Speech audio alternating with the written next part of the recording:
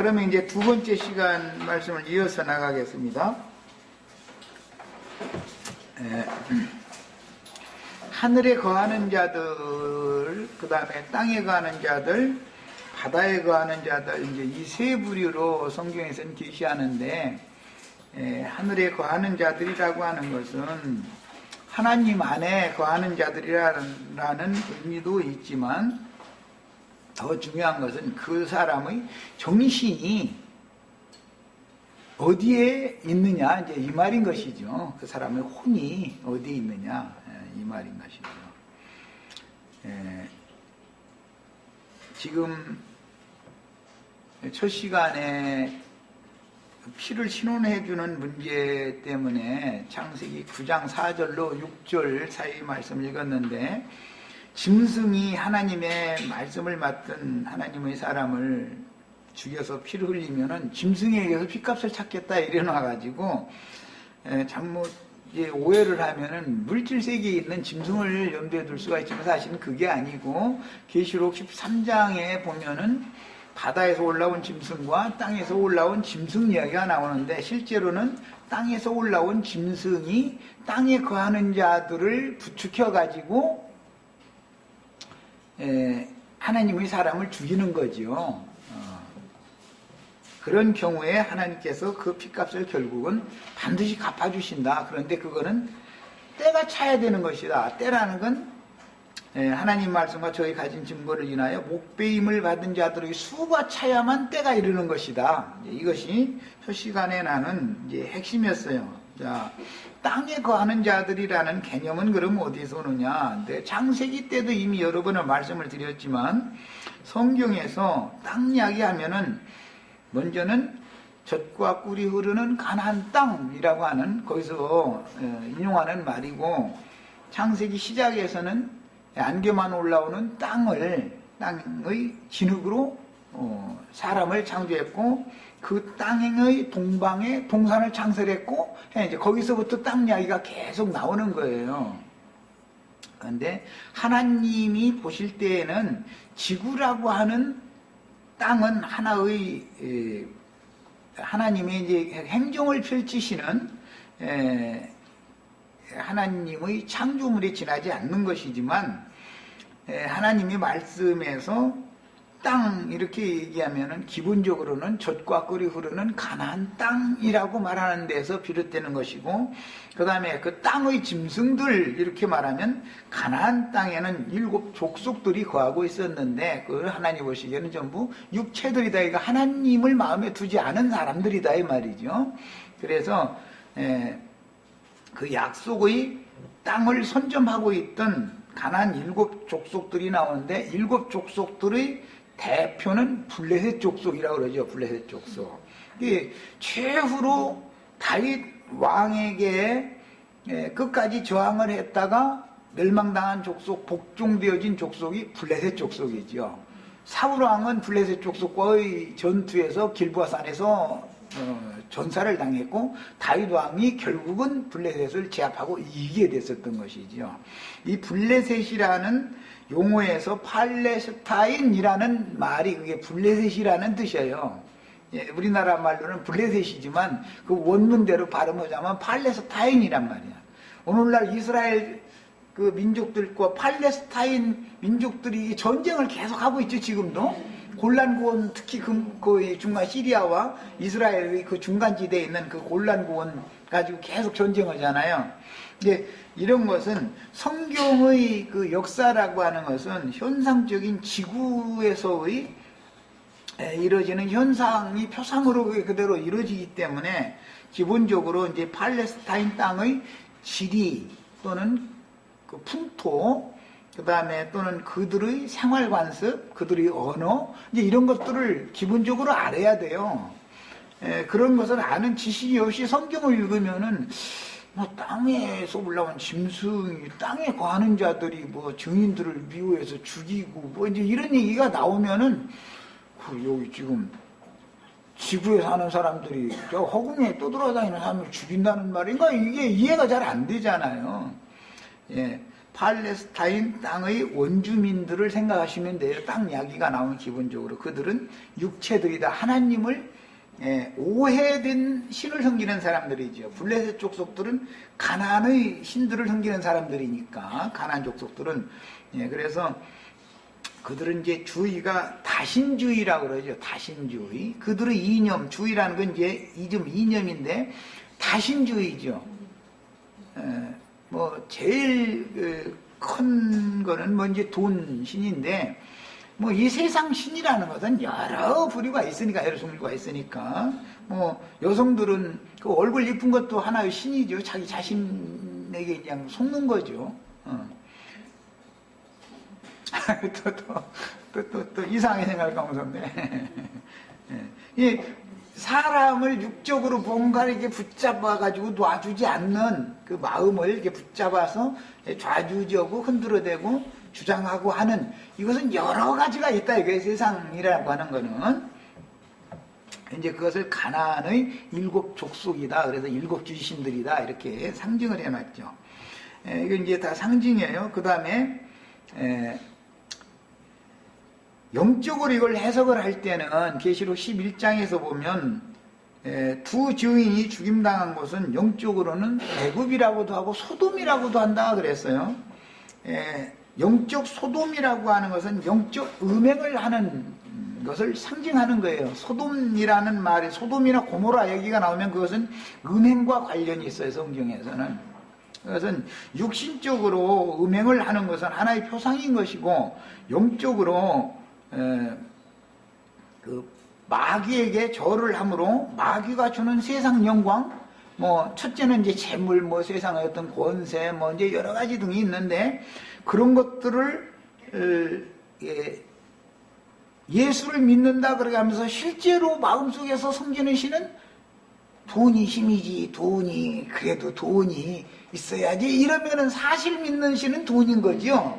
예수라는 것은 그냥 입에 바른 소리인 것이고, 입에 붙은 소리일 뿐이고, 그리고 권력이 힘이지, 사람이. 또 어떤 사람은 이제 지식이 아는 것이 힘이지, 뭐 이제, 아니, 여러 가지 이제 그 자기 자신이 살아나간 생존에 필요한 수단으로 생각하고 그것을 붙잡고 믿는, 그것이 무엇냐에 따라서 이제 참 하나님을 믿느냐, 다신 많은 신들을 믿느냐, 이게 갈라지는 거예요. 그 다음에 영적인 애굽이라고 하는 것은, 애굽은 세상을 말하는 것이지만 세상과 세상에 있는 것들이라면 종류가 아주 많으니까 뭐 다 말할 수 없죠. 그래서 땅의 짐승 얘기하면 그 사람의 정신이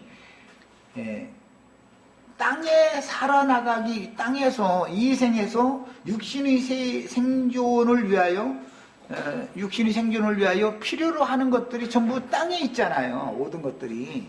그래서 이제 이런 것들을 자꾸 바라보고 그것을 자꾸 추구하다 보면 나도 모르게 가서 그것에게 굴복을 당하는 것이죠. 속세의 용어로는 환경의 지배를 받지 않는 사람은 없다 그러거든요. 환경을 거슬리고 이긴다는 게 굉장히 어려운 거예요. 말로는 이기는 자가 되고 이기는 자, 뭐 얘기는 참 쉽지만은 환경의 지배를 안 당할 수가 없잖아요.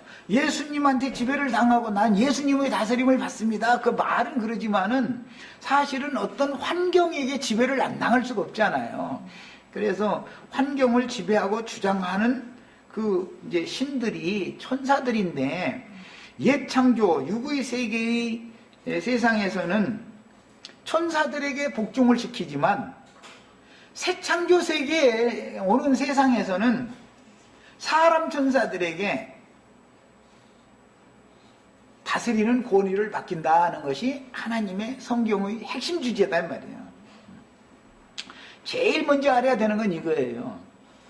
물질계, 육에 속한 세계는 천사들을 통해서 다 지배하게 만드는, 다스리게 하는 거예요.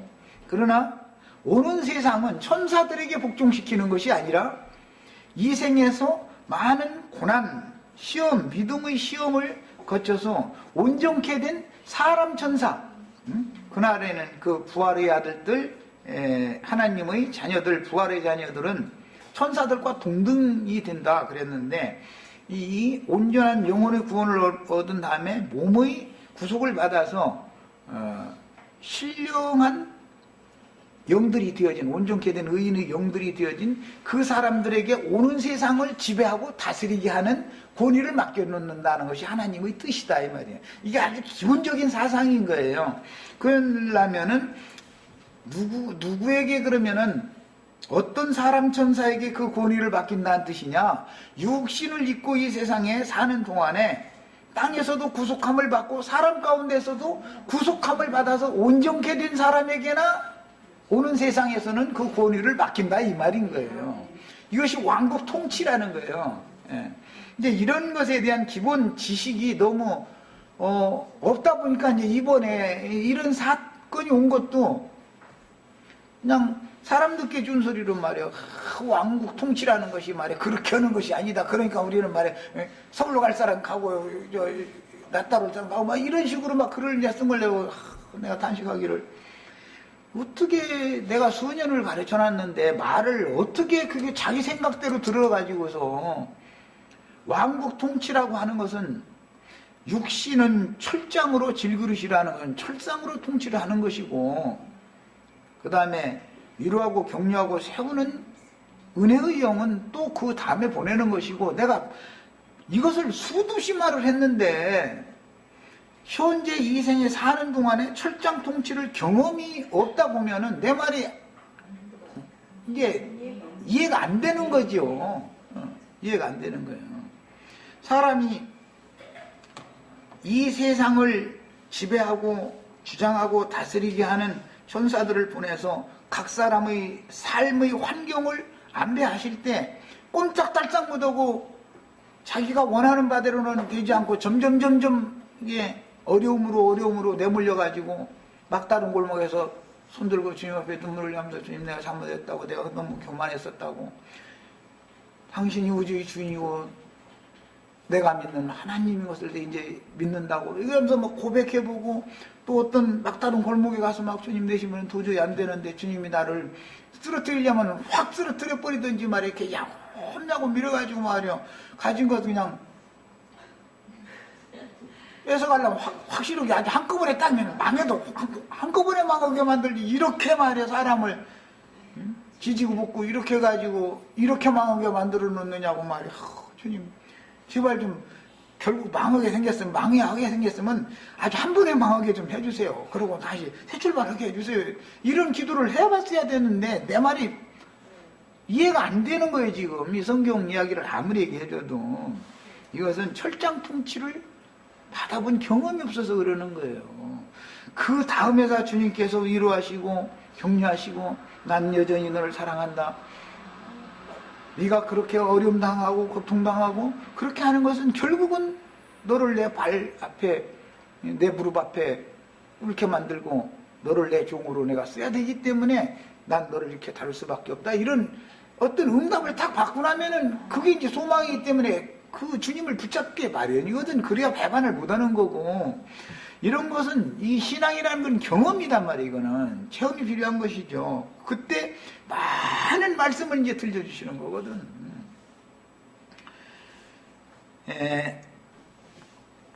그 다음에 이제 다음 문제는 계시록 18장 24절로 19장 2절까지를 읽겠습니다. 피를 신원해 주는 이야기 결론 부분을 말씀을 나누려고 그래요.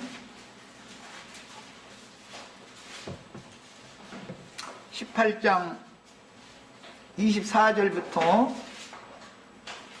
자 읽습니다. 선지자들과 성도들과 및 땅 위에서 죽임을 당한 모든 자의 피가 땅에서 죽임을 당한 것은 땅의 짐승들이 땅에 거하는 자들이 미워하는 말만 했기 때문에 땅의 짐승들의 미혹을 받은 사람들과 합세해가지고 증인들을 죽여가지고 수를 지금 채운 거잖아요. 수가 이제 다 찬 거예요. 19장에 와가지고는 죽임을 당한 자의 모든 자의 피가 그 성중에서 발견되었다. 여기 그 성중이라는 것은 큰 성 바벨론이죠.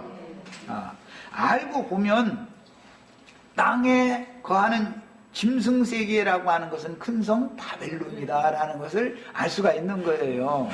일반적인 세상 사람들이 하나님의 말씀과 저희 가진 증거를 인하여 목배임 받게 하지를 않아요. 일반 세상 사람들이, 지나가는 세상 사람들이 뭘라고 나를 미워하고 하겠어요? 그래도 성경줄이나 읽은 사람들이나 이러는 것이죠. 이게 자기가 믿는 신과 다르기 때문에. 아까도 얘기했지만 나는 입만 벌리면 땅의 소망을 끊으란 말이에요. 땅에서 별걸 다 가졌어도 그것은 영원한 것이 아니다. 그걸 주셨을 때 감사함으로 받고 그것을 함부로 오남용하면 안 된다. 하나님이 주신 거 감사하게 받고 합당한데 선한 용도로 써야지. 그걸 가지고 마땅히 쓸 때는 안 쓰고 안 쓸 때는 쓰고 이런 식으로 인생 함부로 막 살다가는 반드시 주의 심판대 앞에 서는 날이 올 텐데 거기다 책임 추궁을 당연히 받게 돼 있는 거다 말이야. 지금 경건하고 조심해야 된다. 이런 얘기를 가르치면 속에서 막 치받는 거야. 막 그냥 막 거부가 오고 막. 자기네들이 싫어하는 소리만 하니까. 그게 기득권자들은 여기 마음이 편치가 않아. 그래서 차라리 아무것도 없는 사람이 편치.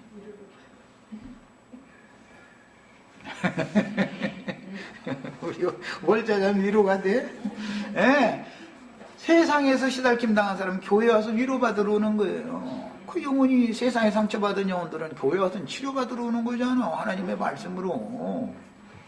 그런데 세상에서 기득권자들이 교회까지도 와서 세력을 떨쳐가지고서 가난한 사람, 힘없는 사람, 어떤 사람들 멸시하고 그런 것을 함부로 하려고 하는데 그걸 목회자가 놔두면 그건 더 이상 교회가 아니죠. 그건 너무 그건 세상만 뜨묻은 거지.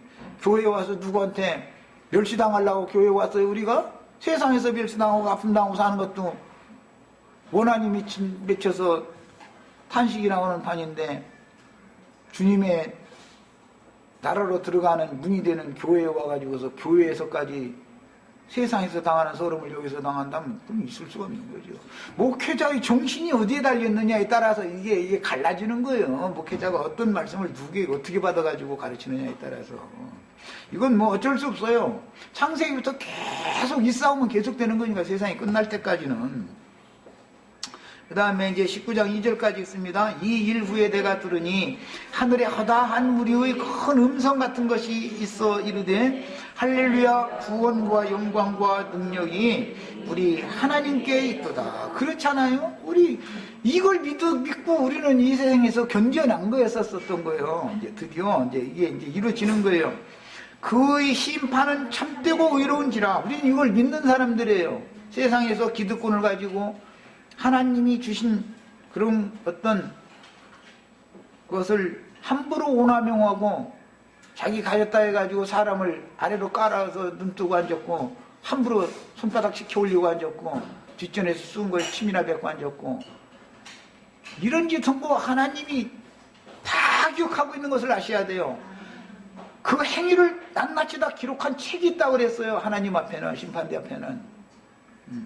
그래서 우리는 누구를 대하든 말을 함부로 해서 안 되는 것이고 속에서 그럴지라도 주님 그걸 불쌍히 여겨주십시오. 이렇게 기도할 수밖에 없는 거예요.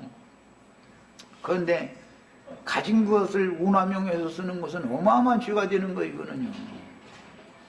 그 다음에 음행으로 땅을 더럽게 한 큰 음료를 심판하사 음행했다는 것은 세상과 주님을 겸하여 섬겼다 이 말이에요. 땅과 하늘을 겸하여 섬길 수는 없는 거잖아. 하늘을 바라보고 살아야지 사람이.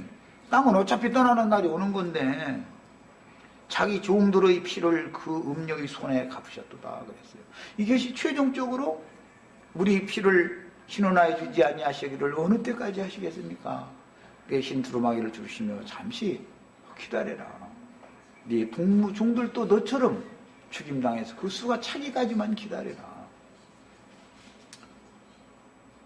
그 때가 빨리 임하게 하려면은 하나님의 말씀을 바르게 가르침 받아가지고 하나님의 말씀을 믿음으로 사는 사람들이 많이 나타나면 세상 나라는 심판받고 주었고 그리스도의 나라가 이루어지는 것이 우리 믿음이다 이거예요. 이것이 빨리 이루어져야 되는 것이고 우리 힘으로는 세상을 당할 방법이 없어요.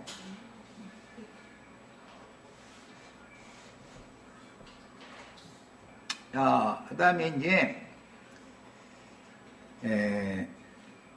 계시록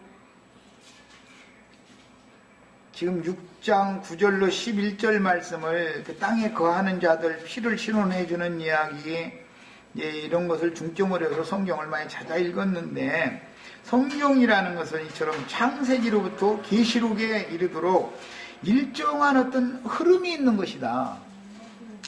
하나님을 섬기는 문제로 가인이 아벨을 죽인, 피를 흘린 그 역사가 반복해서 되는 것은 뱀의 후손과 여자의 후손은 서로 원수 관계이기 때문에 이것은 우주 인류 역사가 끝날 때까지, 창세기로부터 시작해서 인류 역사가 끝날 때까지 서로의 원수 사이이기 때문에 피 흘리고 피 흘림 당하는 일은 계속 될 수밖에 없는 거예요. 이게 이런 것을 꼭 깨달으셔야 되겠어요. 그 다음에 계시록 10장까지 인이 띄어진 작은 책을 힘센 천사로 임하신 그리스도께 받아서 먹고 나아가서 다시 예언한 그리스도의 종이었던 요한이 11장 이후에는 두 증인으로 나타난다라고 하는 것은 사도시대의 끝과 증인들의 시대의 시작이 연결된다라는 걸 알 수 있는 것이죠. 하나님의 아들 예수님의 사역과 예수님이 죽은 다음에는 사도들이 사역을 이어서 시작하고 그 후사라 그래요. 후사, 천부의 후사. 그런데 사도시대가 끝나면 요한복음 10장에서 끝나면 요한복음 11장에서는 이제는 증인들이 때가 온다. 왜? 예언에 따른 것이다. 너희 동무종들도 너희처럼 죽임을 당해서 그 피의 양이 채워져야 큰 음녀의 손에 그 피값을 갚아서 성경에 구속자에 관한 예언, 근족이 대를 이어줘야 되고 대신해서 밭이나 집이나 몸이나 이런 걸 팔려갔을 때는 값을 대신 지불하고 그 사람을 자유롭게 해줘야 되고 집도 물려줘야 되고 전토도 물려줘야 되고 하는 그것도 구속이고, 마지막으로는 억울한 피를 근족이 흘렸을 때 그 피값을 가까운 근족이 대신 가서 갚아줘야 되는 거예요. 이게 율법이다. 이거 구속사다 이 말이야. 야, 지금까지 우리가 읽은 이야기는 알고 보면 구속사의 이야기였던 것이죠. 우리 피를 신원하여 주시지 아니하시기를 이게 구속이다 이 말이에요. 구속. 그 다음에 우리 하나님은 무죄한 피를 흘린 죄를 반드시 갚아주시는 피의 보수자이기 때문에 율법에서는 보수자다 이렇게 되어 있죠. 보수자. 그럼 원수를 대신 갚아주는 사람이다 이 말이에요. 자, 그러면 거기에서는 보수라는 말이 나올 때는 원수를 갚아주는 말이니까 뱀의 후손과 여자의 후손 사이가 창세기에서부터 계속 서로가 원수 사이다라는 것에서 긴딘다라는 걸 알 수가 있는 것이죠. 이 구속사라는 것은 모두 창세기의 원인 때문에 계시록이 와서 이렇게 완성을 하고 있는 이야기를 오늘 우리가 지금 읽은 겁니다. 로마서 12장 19절을 한 절만 읽겠습니다.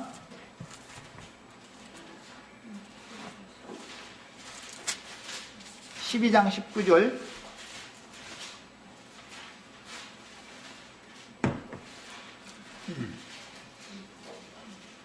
내 사랑하는 자들아, 너희가 친히 원수를 갚지 말고 하나님의 진노하심에 맡기라. 기록되었으되 원수 갚는 것이 내게 있으니 내가 갚으리라고 주께서 말씀하시니라. 그랬어요. 이게 이제 구약성경의 율법을 인용하는 말씀인데, 원수는 누가 갚는다고요? 하나님이 친히 갚는 것이다. 네가 원수를 갚으려고 해서는 세상을 내가 당할 힘이 없죠. 내가 원수를, 아이고 이 세상이 왼수야 그 소리 많이 하지만 왼수 갚을 수 있어요? 뭐 힘이 있어야 왼수를 갚지. 이 세상 왼수는 것은 사실이지만 세상한테 이놈의 왼수야, 나한테 나 세상한테 내가 분풀이 좀 하고 나 가겠어. 그런다고 해야 저 자살하는 수밖에 없는데 저만 답답하지 뭐 세상이 눈 하나 끔찍해요? 세상은 당할 방법이 없어 이게. 그런데 세상 나라를 주와 그 그리스도의 나라가 되게 하실 수 있는 절대 주권자 그분이 원수를 갚아주신다 이 말이에요. 그분이 그러려면 하나님의 말씀과 저희 가진 증거를 인하여 어린 양의 피와 저희 증거로 인하여 목배임을 받은 자의 수가 채워져야 되는 것이다.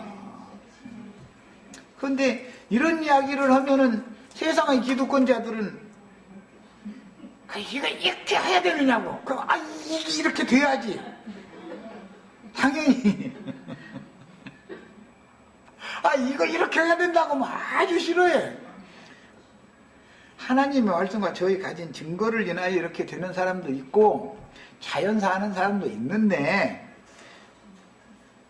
자연사 하는 사람이라고 해서 정신을 땅에 두고 살다가 죽어가지고서는 사람이 소망이 없지 않냐? 난 이걸 말한 거예요. 나 같은 은사가 있는 사람이나 하나님 말씀 전하다가 그것 때문에 원수 돼가지고 죽임당하고 이렇게 하는 것이지, 가르침이나 늘 받던 사람들이야 자연사 하는 게 100% 가깝겠지요. 99%일지는 모르지만은, 혹시 너 그 당이구만. 그 사람이 하는 말투 똑같이 하더만, 또 이제 이래가면서 하면은, 나도 사실은 그렇다고 그러면 똑같이 죽을 수가 있을지 모르지만, 우리 지체들이 설마니 나 그 당이라고 거기서 고백하겠어. 내가 그런 놈 지지할 것 같으면 내 혀를 깨물고 죽지, 나 이러기 쉽지. 그것도 다 주님 정한 대로 되니까, 그렇다고 해서 나는 섭하게 생각하지도 않아요. 성경대로 되는 일이니까 당연히 그렇게 되는 거예요, 그거는. 그러니까 이것은 말씀이 응하는 일인 것이기 때문에, 우리는 이제 또 짐승의 때 큰 환난, 마지막으로 지금 이후로 주 안에서 죽는 자들은 복이 있도다 하는, 어차피 죽는데, 그 얘기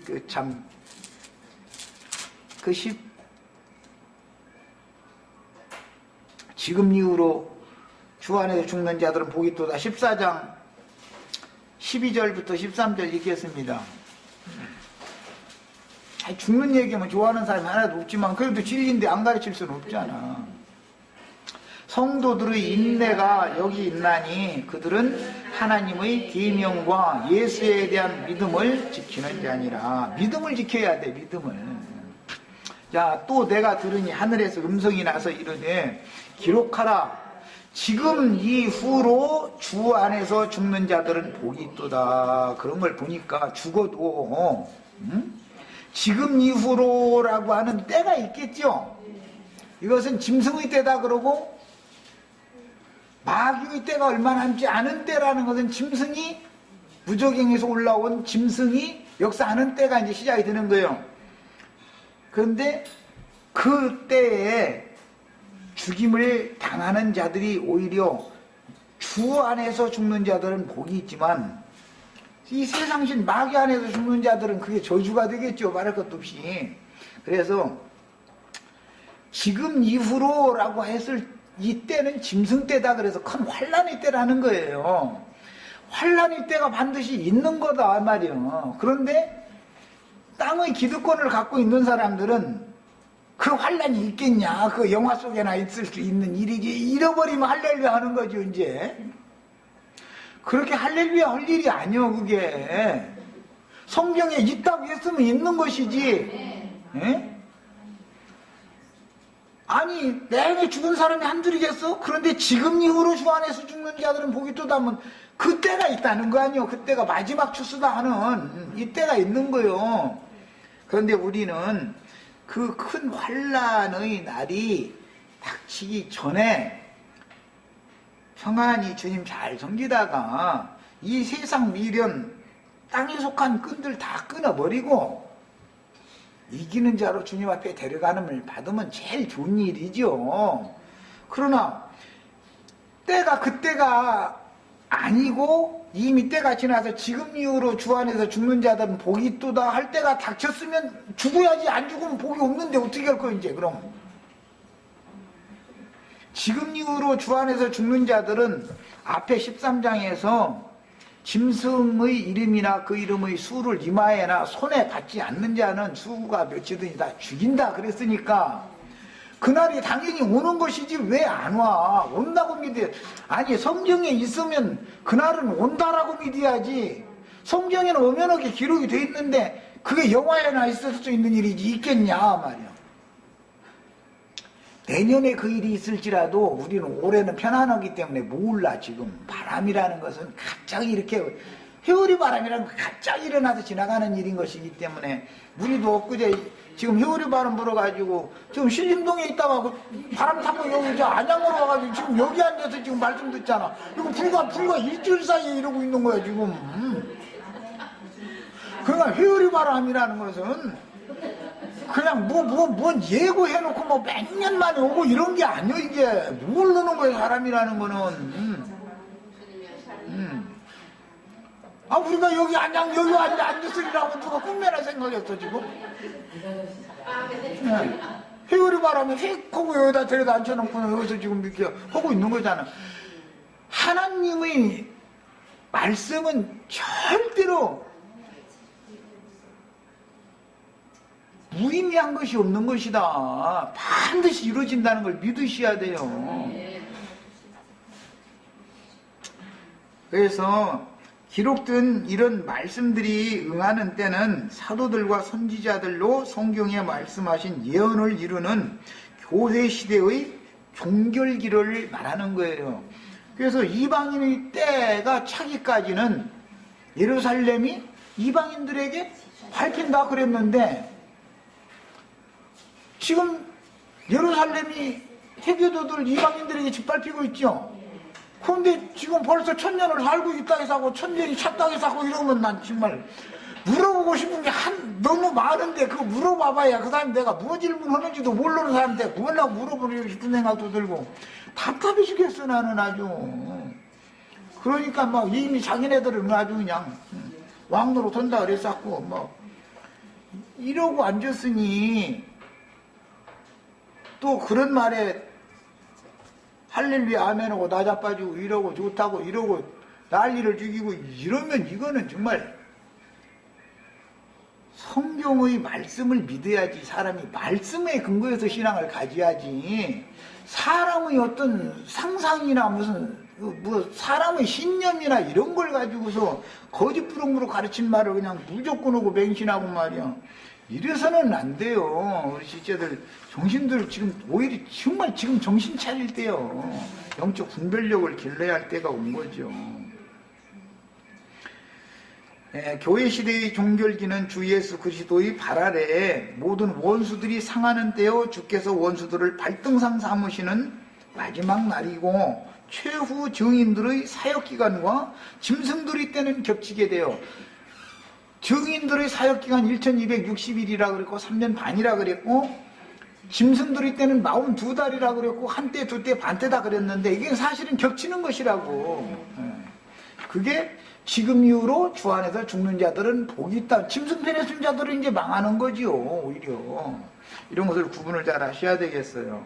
우리 주님은 그 날들을 위하여 성경대로 원수들에게 먼저 죽임을 당하시고 성경대로 사흘 만에 부활되어 가장 높은 지위에 오르사 하나님 우편에서 모든 원수들을 발로 밟아서 진멸하고 주님의 왕국을 세상에 나타나기 위하여 우주를 지금까지 경영하셨는데 이런 말씀이 하나님의 마음속에 감추인 비밀의 경륜을 기록하여 인봉한 책인 성경의 중요한 내용들이며 계시록에서 이것이 완성되는 내용을 지금 기록하고 있는 것입니다. 우리는 창세기를 알아야 하고 그 다음에 과정을 알아야 할 뿐 아니라 계시록을 알아야 전체를 처음과 끝을 다 알아야 되는 거예요. 그러므로 진리의 영을 받은 주의 증인들은 원수들이 인간적으로 서로 화합하자 우리가 좋게 지내자 이런 얘기를 할 때 그 미혹당하면 안 된다. 진리로 분별을 할 줄 알아야 되겠어요. 원수들이 나쁜 얘기를 하는 게 아니에요. 다 인간적인 말로 하는 것이죠. 땅에 속한 말로 자꾸 하다 보면 사람은 깜빡 속게 돼 있는 거예요. 자신도 모르게. 진리의 성령께 직접 배워서 유일하신 참 하나님과 그 아들 예수 그리스도를 아는 영적 참지식은 하나님의 말씀을 이루고 필하시기까지 그 말씀으로 단련시켜서 많은 고난 가운데 삶의 체험으로 배우고 아는 것을 말하는 것이지, 객관적이고 피상적인 세상 지식을 의미하지 않고, 특히 성경 지식도 사람의 지식으로 지혜로 이거 아는 지식이 있으면 오히려 그 망하게 되는 원인이 될 수가 있는 것이죠, 이게. 그래서 영적으로 깨달아 하는 신령한 지식이라고 하는 것은 반드시 기록된 문자로 되어 있는 성경의 기초에서 믿는 거예요. 성경 자체를 부인해가면서 영예를 한다고 하는 것은 이것은 좀 큰일 나는 것이죠. 그 다음에 시작부터 끝까지 하나님의 경륜을 계시로 아는 신령한 지식을 의미합니다. 성경이라는 것은 하나님이 보여주시는 계시로나 알 수 있는 것이지, 사람의 뭐 지혜나 지식으로 이 성경을 알 수는 없는 거죠. 그 다음에 하나님의 손으로 친히 가르침을 받은 영적 지식은 인간의 말로 충분히 설명되거나 과학으로 증명될 수가 없으며, 오직 전능하신 하나님으로부터 온 영혼에 속한 비밀의 계시들을 의미하기 때문에 의의 말씀을 경험해서 하나님의 얼굴을 친히 뵙고 하나님을 참되게 아는, 이건 이 세상 교계에서는 인격적으로 하나님과 교제를 계속하는 그 사람이 되어야만 아는 거다. 그 하나님 얼굴이 어떻게 생겼더냐고 물어보면 하나님 얼굴이 있느냐고 말이야. 그럼 하나님이 침수로 말이야 말씀을 새겨줬다니, 돌판에다 새겨줬다니, 하나님이 그럼 손가락 봤냐? 하나님 손가락 어떻게 생겼더냐? 그러면 하나님 무슨 손가락에 달렸느냐고. 이러고 따지면은, 하나님이 귀가 없습니까? 하나님이 눈이 없습니까? 다 있죠. 기도는 왜 해요? 하나님 들으라고 하는 거 아니야?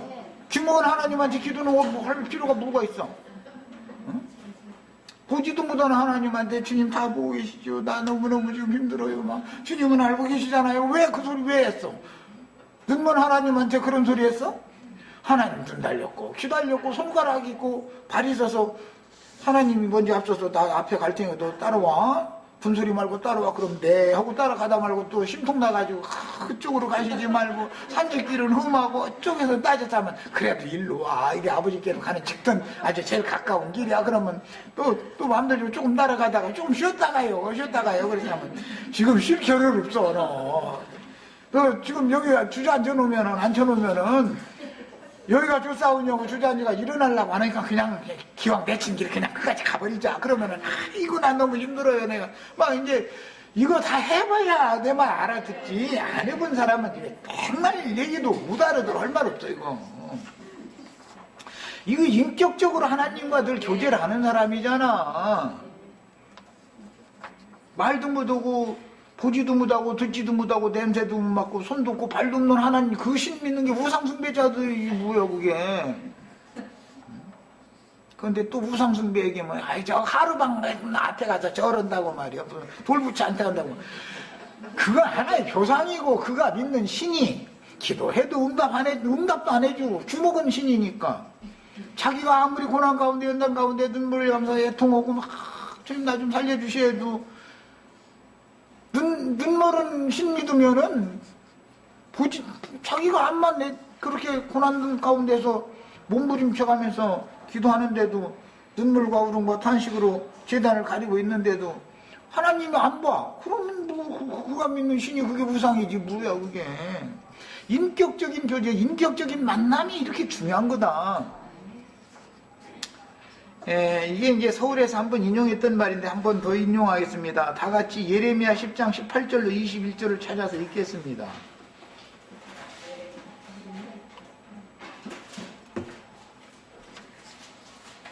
이게 나처럼 말씀 전하면은 이상한 사람 될 수밖에 없어요. 세상에서 막 뭐해서 권세도 갖고 막 돈도 좀 많이 벌어서 뭐 하고 막 이 땅에 속한 말을 해주면 사람들이 혹하지만, 이렇게 살아계신 하나님과 인격적인 교제를 해라. 날마다.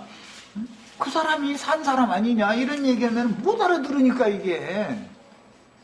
예레미야 10장 18절로 21절 여호와께서 이같이 말씀하시되 보라 내가 이 땅에 거하는 자를 이번에는 내어 던질 것이라. 이 땅이라는 것은 팔레스타인 땅, 젖과 꿀이 흐르는 가나안 땅을 말하는 거예요. 그런데 그 땅에 거하는 자들에게 화가 있다는 거예요. 이게 문제지 문제. 하늘에 거하는 자들은 복이 있다 그러면은 예레미야 10장 18절로부터 21절 지금 읽는 거예요. 하늘에 거하는 자들이라는 것은 예루살렘 성에 하나님이 계셨기 때문에 하나님의 면전에 들어간 사람들을 상징하는 말에 팔레스타인 땅이 있지만 예루살렘 성에 들어가서 하나님 앞에 예배하러 들어간 사람들은 하늘에 거하는 자들은 상징이죠. 이런 이치에서 나오는 말인 거예요. 예. 그들을 괴롭게 하여 깨닫게 하리라. 그래서 산지길로 데려가고 음식도 맛없는 걸로만 먹이고 그렇게 하는 것은 다 괴롭게 함으로 깨닫게 해주려고 그런 거잖아. 이것도 인격적으로 만나고 교제를 나눠본 사람이나 이런 말을 그러면 아 이게 이 말이구만 하고 이제 영적으로 알 수 있잖아요.